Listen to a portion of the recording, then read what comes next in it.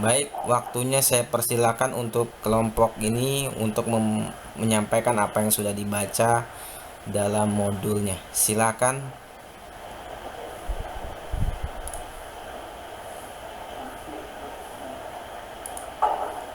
Sudah muncul kan? Udah sih Pak, cuman belum agak gede gitu Pak. Oke.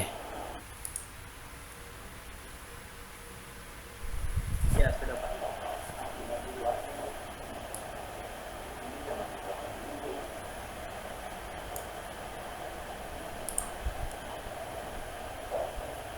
Oke teman-teman, selamat siang. Perkenalkan, nama saya Faris dan kedua teman saya Siti Mujastuti dan Sata Buktina Purba akan membawa rangkuman modul 2 tentang pasar modal. Nantinya Pak. Kegiatan belajar pertama. 1. Macam-macam pasar modal. Pasar modal adalah suatu pasar yang beroperasi secara terorganisir di mana terdapat aktivitas perdagangan surat-surat berharga seperti saham, ekuitas, surat pengakuan utang, obligasi, dan surat berharga lainnya yang diterbitkan oleh pemerintah maupun perusahaan swasta dengan memanfaatkan jasa perantara, komisioner, dan underwriter. Ada 6 macam pasar modal yang terjadi di perdagangan usaha, yaitu 1. Pasar primer. Pasar primer atau primary market adalah pasar tempat emiten pertama kali menawarkan sahamnya atau menambah jumlah saham yang telah beredar ke publik. Emiten adalah perusahaan yang melakukan emisi saham atau penjualan saham. Transaksi di pasar modal lewat 2 proses, yaitu pertama lewat pasar primer dan kemudian dilanjutkan di pasar sekunder atau secondary market. Selanjutnya Pak.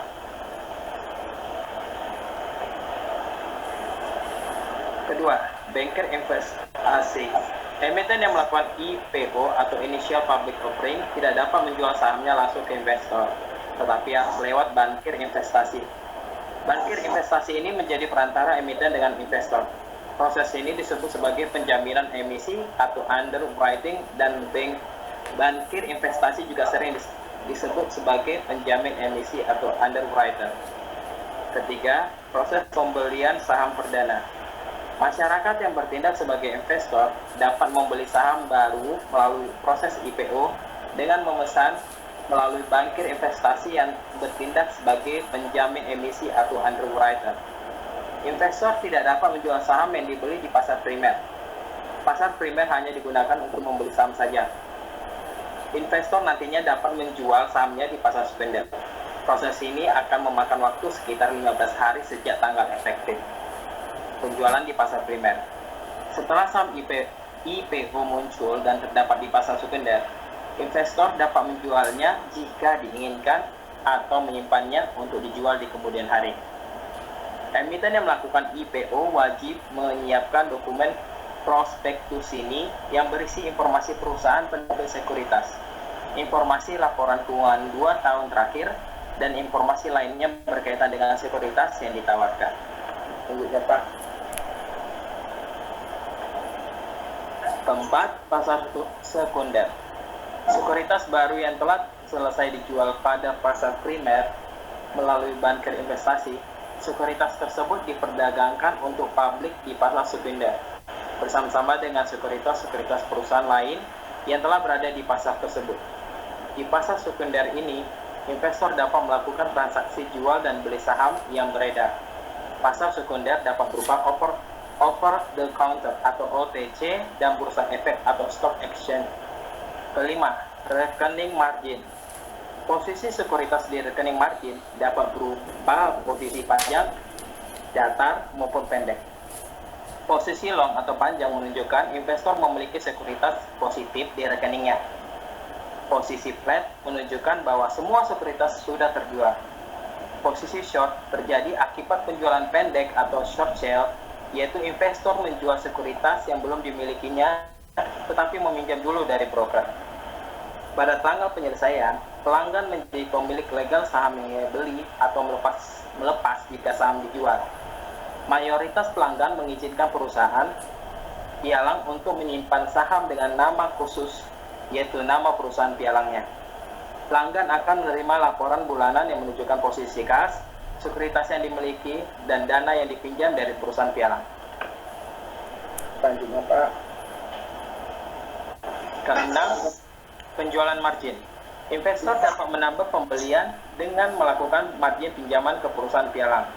Untuk dapat melakukan hal ini, investor perlu memiliki jumlah deposit tertentu dalam bentuk kas dan sekuritas yang dapat dimarginkan. Dengan rekening margin, investor dapat membayar sebagian nilai saham yang dibeli dan meminjam sisanya kepada broker atau meminjam semuanya kepada broker. Broker akan mengenakan biaya pinjaman yang disebut dengan margin interest rate. Persyaratan margin dan kewajibannya. Terdapat dua persyaratan margin, yaitu margin awal dan margin pemeliharaan. Kegagalan dalam memenuhi margin pemeliharaan akan berakibat timbulnya margin pemberitahuan atau margin call. Margin pemeliharaan adalah persentase dari nilai transaksi yang harus selalu dimiliki sepanjang waktu sebagai ekuitas.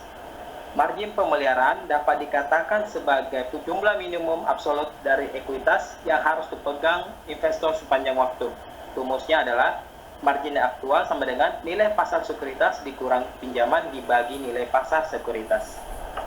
Selanjutnya Pak, akan dilanjutkan teman saya Santa Agustina Purba.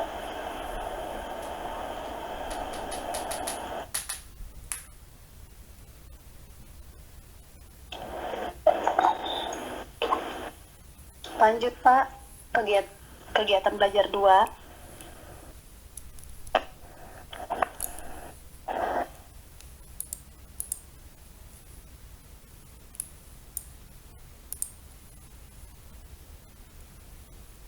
Bagian yang itu tidak dijelaskan, yang ini penjualan pendek dan penjualan pendek di mata investor. Penjualan pendek. Penjualan jangka pendek adalah aktivitas penjualan saham yang tidak dimiliki investor, tetapi dengan meminjamnya dari broker. Karena investor meminjamnya dari broker, maka posisi di rekeningnya adalah short. Investor akan membeli kembali sekuritas ini jika harga murah, yaitu jika harga saham turun pada nilai tertentu dan mengembalikannya ke broker. Broker akan mengenakan biaya komisi dan bunga untuk meminjamkan ekuitas tersebut. Penjualan pendek di mata investor. Penjualan pendek dapat menyediakan likuiditas karena investor dapat meminjamkannya dari broker tanpa harus membeli dulu sahamnya secara tunai. Penjualan pendek dapat meratakan harga saham atau mengurangi volatilitas harga saham karena saham yang harganya turun nantinya akan dibeli kembali oleh investor sehingga harganya akan terangkat naik kembali. Beberapa investor percaya bahwa portofolio yang mengandung baik saham dengan posisi panjang atau long dan pendek atau short dapat mengurangi volatilitas dan menghasilkan return baik. Lanjut Pak. Kegiatan belajar 2. Pasar modal Indonesia. Perkembangan pasar modal Indonesia. Sejarah pasar modal sudah dimulai sejak zaman penjajahan Belanda. Sejarah pasar modal pada periode Republik Indonesia dimulai dengan PT Semen Cibinong atau SMCB yang merupakan saham pertama yang tercatat di pasar modal Indonesia pada tahun 1977. Mulai tahun ini, pasar modal Indonesia mengalami pertumbuhan yang sangat cepat karena dukungan regulasi yang dikeluarkan pemerintah. B. Struktur dan proses pasar modal Indonesia. 1. Trading proses atau proses perdagangan. Di pasar modal Indonesia dimulai oleh investor membeli atau menjual saham yang terdaftar di Bursa Efek Indonesia. 2. Buying investor atau investor membeli. 3. Selling investor atau investor menjual. 4. Broker melakukan transaksi perdagangan saham diwakili oleh pialang. 5. IDX atau trading system order dari investor membeli dan order dari investor menjual dimasukkan dan ditemukan secara lelang lewat sistem komputer. 6. Settlement proses atau proses penyelesaian. 7. Clearing and settlement system atau sistem penjamin dan penyelesaian transaksi. Lanjut, Pak. C. Kinerja pasar modal Indonesia. 1. Kinerja pasar premier. Kinerja pasar premier di Indonesia dapat dikatakan luar biasa. Membeli saham di pasar premier Indonesia murah atau underpricing, sehingga dapat memperoleh return yang sangat tinggi dan luar biasa. Fenomena menarik ini disebut dengan fenomena harga rendah atau underpricing phenomenon. Data yang disampaikan Hartono tahun 2017 mengenai IPO selama 25 tahun dari tahun 1991 sampai dengan tahun 2014 menunjukkan bahwa kinerja IPO sangat menakjubkan. 2. Kinerja pasar sekunder. Kinerja pasar sekunder dapat dilihat dari berbagai macam indikator. Salah satu indikator penting dalam mengukur kinerja pasar sekunder adalah dari hasil indeksnya. Indeks selain digunakan untuk mengukur kinerja pasar sekunder, juga digunakan untuk mengukur perkembangan pasar tersebut dari waktu ke waktu. Selanjutnya akan diteruskan oleh teman saya, Siti. Baik Pak, saya akan melanjutkan slide selanjutnya. Ada beberapa macam indeks yang dibuat untuk pasar modal di Indonesia, yaitu 1. Indeks harga saham gabungan atau IHSG. 2. Indeks LQ45. 3. Indeks sektoral. 4. Indeks papan utama dan indeks papan pengembangan. 5. Jakarta Islamic Index atau JLL. 6. Jakarta Indonesia Syariah Stock Index atau ISSI. 7. Indeks Kompas 100. 8. Indeks Pevindo 25. 8. Indeks SRI KHT. 8. Indeks IDX 30. 9. Indeks Bisnis 27. 9. Indeks Infobank 15. 10. Indeks Esmintra 18. 11. Indeks MNC 36. 12. Indeks Investor 33. 13. IDX High Dividend 20. 13. IDX BUMN 20. Jakarta Islamic Index 70 atau JII 70. Indeks harga saham gabungan.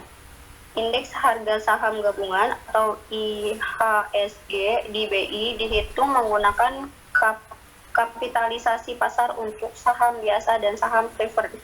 Kinerja IHSG.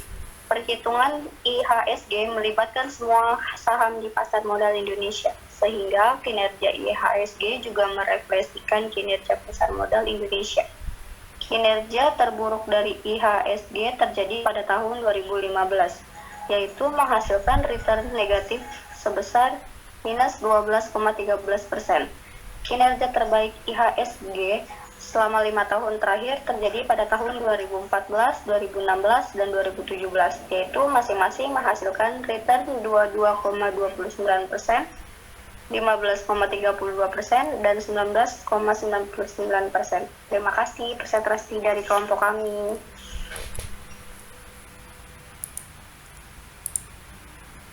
Baik, silakan ada yang mau ditanyakan untuk materi kelompok 2 modul 2 ini, silakan teman-teman. Ada yang mau ditanyakan? Pak, saya ada mau tanya. Ya.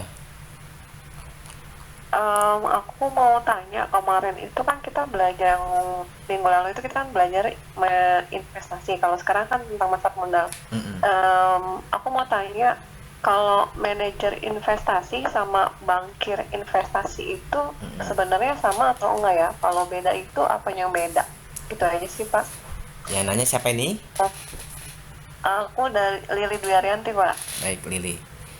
Jadi kalau manajer investasi dengan bankir investasi yang dikenal sebagai underwriter.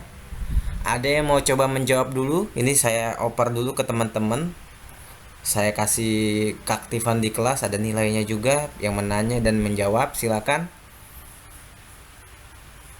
Baru saya tambahkan, jika memang tidak ada saya akan jawab. Tapi saya oper dulu untuk biar ada nilai tambah. Silakan teman-teman. Beda gak manajer investasi dengan bankir investasi atau underwriter?